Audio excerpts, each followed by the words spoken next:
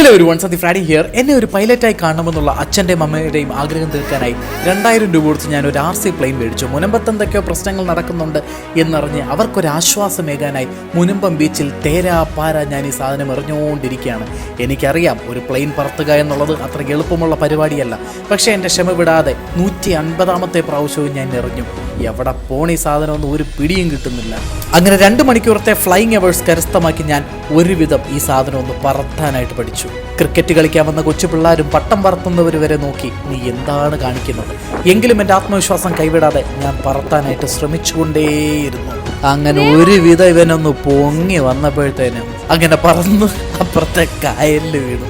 എന്നിട്ട് ഞാൻ അവരുടെ അടുത്ത് പറഞ്ഞു, ഇത് കായലിൽ വീണതല്ല, ഇത് വെള്ളത്തിലും ഓടിക്കാം എന്ന് കാണിക്കാൻ വേണ്ടിയിട്ടാണ് ഇങ്ങനെ ചെയ്തത്. ധീരനായ ഗ്ലാഡ്വിൻ ചേട്ടനും ഇത് കണ്ടുകൊണ്ടിരുന്ന മുനമ്പം നിവാസികൾക്കും എൻ്റെയും കമ്പനിയുടെ പേരിൽ ആത്മാർത്ഥമായിട്ടുള്ള നന്ദി രേഖപ്പെടുത്തുന്നു. നന്ദി, നമസ്കാരം.